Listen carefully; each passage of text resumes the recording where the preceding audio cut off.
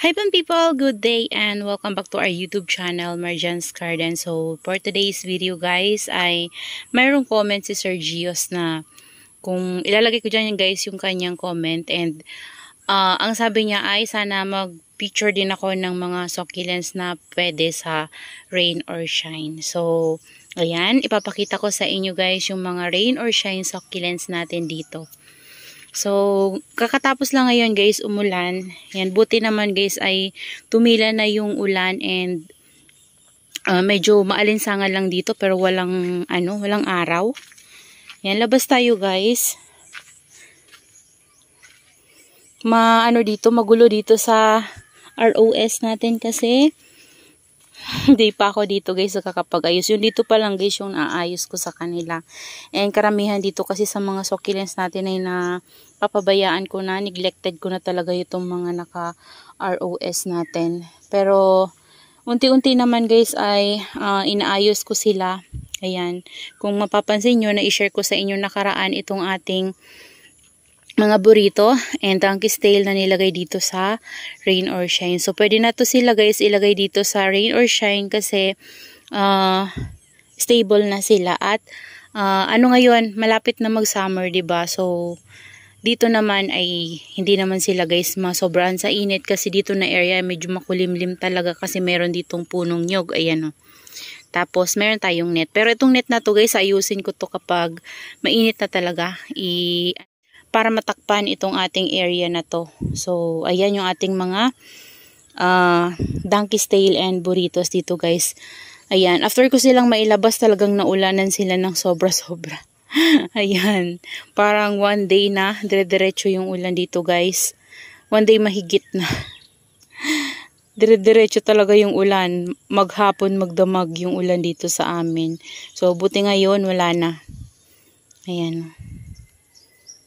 Ayan. So, tataba yan sila lalo guys kasi naulanan sila ng rainwater. So, ayan. Ngayon guys ay nandito yung mga rain or shine succulents natin. Ito sila Sir Gio. So, nandito banda. Ito talaga number 1 talaga to na ma-share ko sa'yo na pwede mong ilagay sa rain or shine yung ating Viltana. So, yan yung ating mga Viltana. Yan. Sa malalaking pot yan. And marami pa tayo ditong mga propagation ng Viltana. Ayan. So, ito yung mga nagawa kong propagation last time. Yan, Viltana yan siya. Garden soil and fresh na rice lang din yung gamit ko sa kanya. Buo-buo pa nga guys yung garden soil. Ayan sila. After ko silang makat, naulanan na nga to guys. Nang dire-diretso kahit wala pa silang roots. So, okay naman sila. Pero hindi ko sinasabing gayahin nyo yung gano'n na. Pag nag-cut kayo, mas maiging patuyuin nyo muna, air-dry nyo muna bago nyo sila guys itanim sa dry soil. And pag stable na sila, sa kanyo sila guys ilabas sa rain or shine kasi magkakaiba naman tayo ng microclimate kaya naman pwedeng nag-work sa akin to pero sa inyo hindi to mag-work. Kasi dito sa amin guys sobrang init kapag uminit talaga grabe.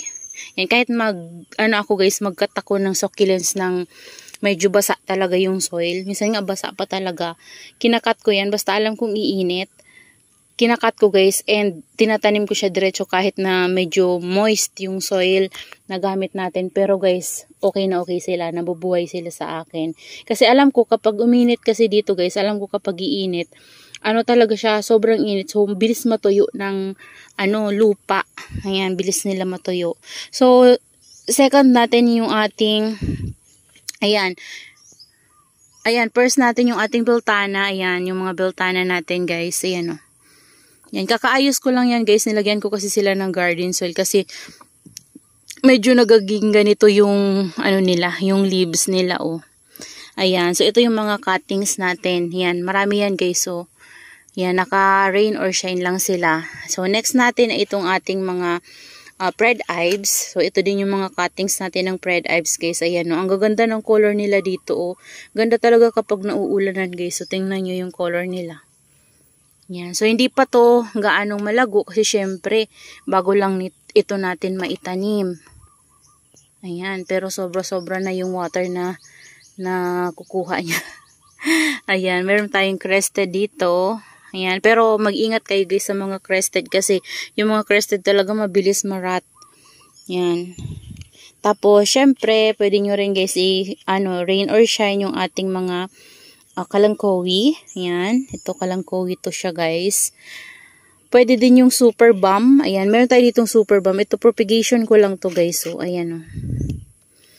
Ayan, naka-rain or shine din siya. So, medyo na kasi to guys, before na sunburn siya sa loob ng greenhouse and nilabas ko siya. Ayan, na siya guys. Oh, nagkaroon na nga ng baby. Ayun Yan. Syempre, next natin itong ating Chloe.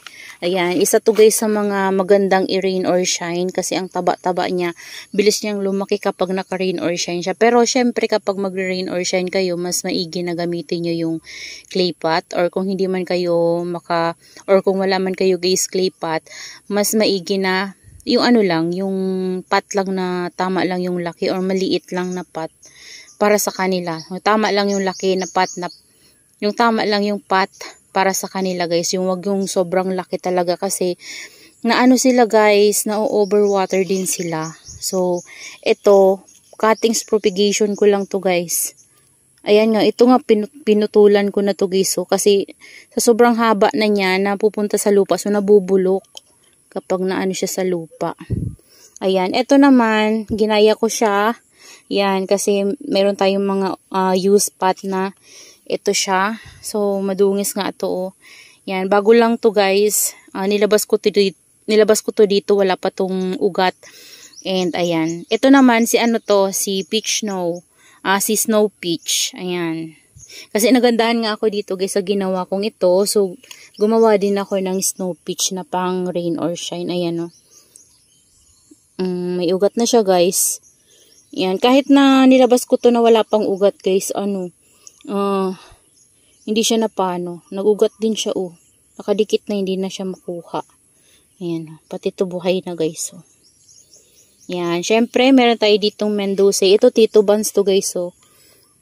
Maliit lang talaga yung pot niya. Tagal na nito sa akin, matanda na nga yung stem niya naging bonsai na.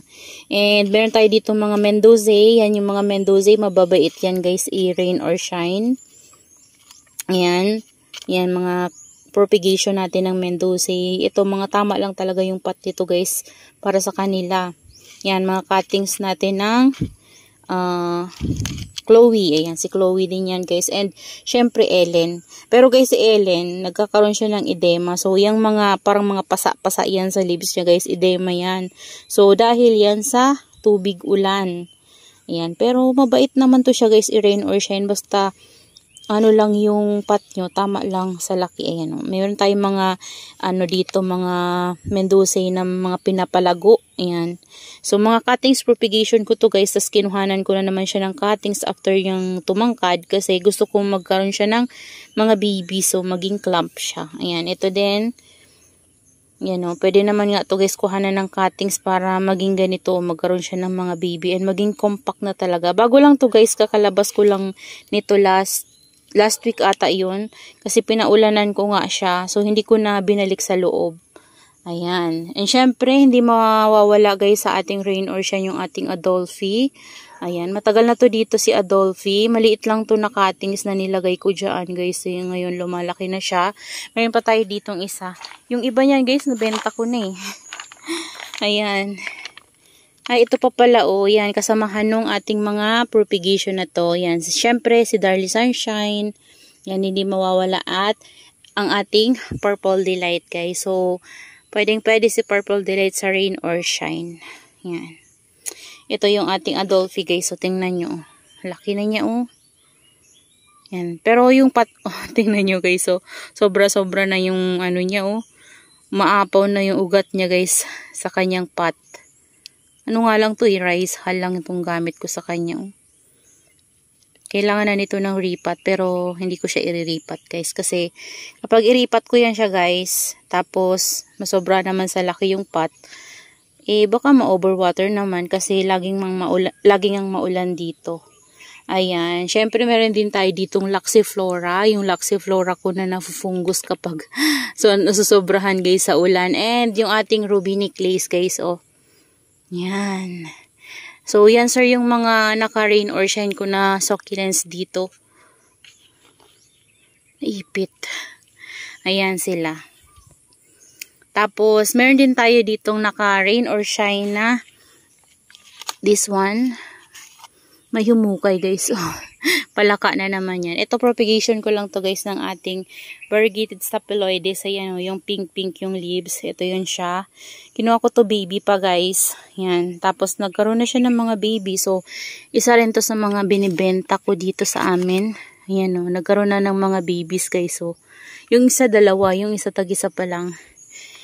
Yan, mga babies lang yan guys. And yung gamit ko din sa kanila ay lupa at rice lang. Pero tama lang guys yung nilagay kong soil mix kasi nandito nga sila sa rain or shine. So baka ma-overwater naman guys. Ayan yung mga succulents na mga rain or shine natin dito. Ayan. And dito, millionaire to guys. Ito si millionaire to. Napakatagal na nito sa akin. Ito pa yung natitirang mga succulents nung nagsisimula pa lang ako mag-alaga ng succulents. Ito na lang guys yung natitira ata sa akin. Tapos si Adolphi. Ayan. So, tagal na nito sa akin guys. O, mga cuttings ko na lang yan sa kanila. Ayan. Meron din tayo ditong suyon. Cuttings propagation. Ayan. Si suyon. Echeveria suyon.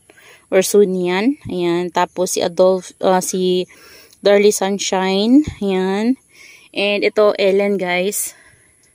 Ilagyan ko kasi ito guys ng garden soil. O di pala nababa. Ayan o. Ayan sila. Nasa headpot. So, napabayaan ko na yung headpot ko na yan guys. So, yan sir yung mga succulents na naka-rain or shine ko dito. So, yung mga nandito, hindi ko pa ito naayos. Ang dami nilang mga damo-damo. Ayan, yung mga aloes natin, pwede rin sila sa rain or shine. And then yung mga haworthia, yun o, haworthia yun guys. So, yan. So, yan yung mga naka-rain or shine ko na succulents. And syempre pala guys, ito, isa din to sa bait dito sa rain or shine, si Aron P. Ayan. So, ito, pinaulanan ko lang to. Nandun to nakapatong sa gilid, katabi ni Lovely Rose, hybrid Lovely Rose. Ayan. And cheesecake guys. Mabait din si cheesecake. Ayan. Oh, ang lago na nga nito oh. Pinaulanan ko rin siya kasi para hindi na ako magdilig. Kasi nandun yan guys sa loob ng greenhouse. Pero alam ko mabait yan si cheesecake guys. Kasi yan napakabait niya sa akin. Ayan. So pag tinatamad ako guys magdilig, nilalabas ko sila. Maulanan. Hindi ko naman kasi sila guys ini-stay dito sa labas kasi yung pot nila, nadudumihan na yan. Tingnan nyo tong Lovely Rose ko guys, oh. O, tingnan nyo, nilabas ko na siya dito sa rain or shine. So, ang dumi na ng pot niya. Ayan, oh, nadumihan na naman nga nung nilabas ko to. So, ipasok na natin ngayon. Dito siya, oh. Pero naulanan din to dito guys kapag umuulan ng malakas. Ayan, oh. Yung cheesecake guys ay nandito yan, katabi ni Medusa's hair. Ayan. And meron pa palang isa, si Jadelet pala. Ayan. Ayan, meron tayong Jadelet dyan na mother plant. Ayan pala. Isa din to sa mga succulents na ang tagal-tagal na sa akin. Ayan. Sobrang tanda na niya guys. Yan, talagang naka-rain or shine talaga yan. And gusto nito yung mainit na area kasi kapag nilagay nyo siya guys sa hindi nainitan, nakakalbo yan. So, ayaw niya nang lagi siyang basa tapos hindi siya mainitan. So, gusto niya talaga mainit. Na palaging maulan yan. Basta kapag uminit ay maiinitan yan siya guys. Di yan siya guys mapapano. Ayan, si Jadelet Green. Isa yan sa mga babait na succulents para sa mga beginners na gustong mag-alaga ng naka-rain or shine. So, that's all for today's video guys. And I hope you enjoy watching and see you on my next vlog. Happy gardening everyone. Bye!